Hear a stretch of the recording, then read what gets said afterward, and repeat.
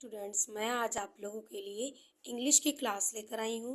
इस क्लास में आप लोगों को पास्ट परफेक्ट टेंस में इंट्रोगेटिव सेंटेंस बनाना सिखाऊंगी।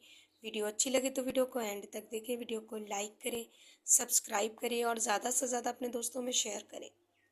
चैनल पर पहली बार आए तो प्लीज़ चैनल को सब्सक्राइब ज़रूर करिएगा ताकि अगला नोटिफिकेशन आपको मिलता रहे। तो शुरू करते हैं पास्ट परफेक्ट टेंस में इंट्रोगेटिव सेंटेंस। पहले हम पास्ट परफेक्ट टेंस की पहचान देखते हैं। हिंदी वाक्यों के अंत में चुका था, चुकी थी, चुके थे, दी थी, ली थी, हंसा था, रोया था, गाया था आदि आता है तो वहाँ पास्ट परफेक्ट टेंस होता है। इंट्रोगेटिव सेंटेंस यानी प्रश्नवाचक वाक्य, ऐसे वाक्य जिसमें प्रश्न किया जाए।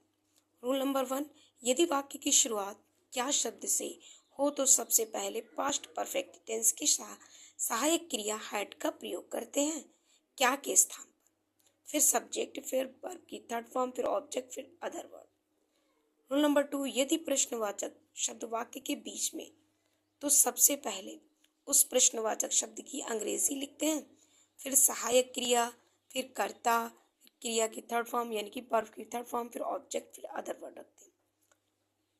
देखिए, इंट्रोगेटिव सेंटेंस 2 टाइप के होते हैं। एक तो जिसकी शुरुआत WH से होती है और दूसरे जिसकी शुरुआत हेल्पिंग वर्ब से होती है। WH से शुरुआत किसकी होती है? जब वाक्य के बीच में प्रश्नवाचक शब्द आता है, जैसे क्या, कौन, कहाँ, कैसे, क्यों। ये जब प्रश्नवाचक शब्द वाक्य के बीच में आते हैं तो इसकी शुरुआत WH से होती है। जब क्या शब्द वाक्य की शुरुआत में आता है तो इसकी शुरुआत हेल्पिंग वर्ब से होती है। स्ट्रक्चर क्या है हेल्पिंग वर्ब इंट्रोगेटिव वाला? Had plus subject plus verb की थर्ड फॉर्म, फिर ऑब्जेक्ट, फिर अदर वर्ड रखते हैं। WH इंट्रोगेटिव का स्ट्रक्चर है WH plus had plus subject plus verb की third form plus object plus other word. देखिए, सेंटेंस के थ्रू समझते हैं। क्या वह मंदिर जा चुका था? Had he gone to the temple. क्या वह एक पत्र लिख चुकी थी? हैड क्या के स्थान पर हैड, फिर वह के लिए शी। राइट मीन्स होता है लिखना, इसकी थर्ड फॉर्म क्या हो गई? रिटन। ऑब्जेक्ट क्या हो गया? पत्र, तो अ लेटर। क्या तुमने अपना पाठ याद कर लिया था?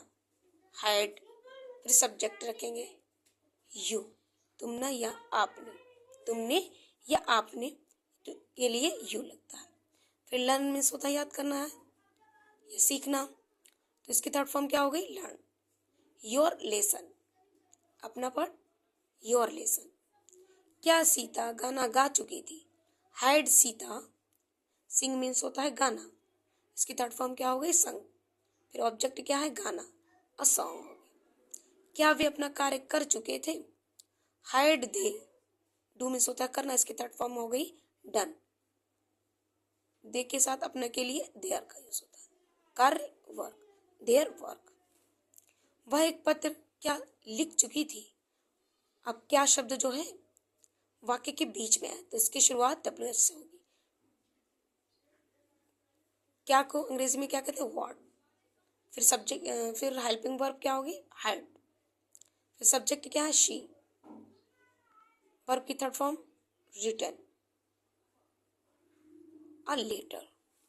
सीता गाना कब गा चुकी थी? कब के लिए? व्हेन।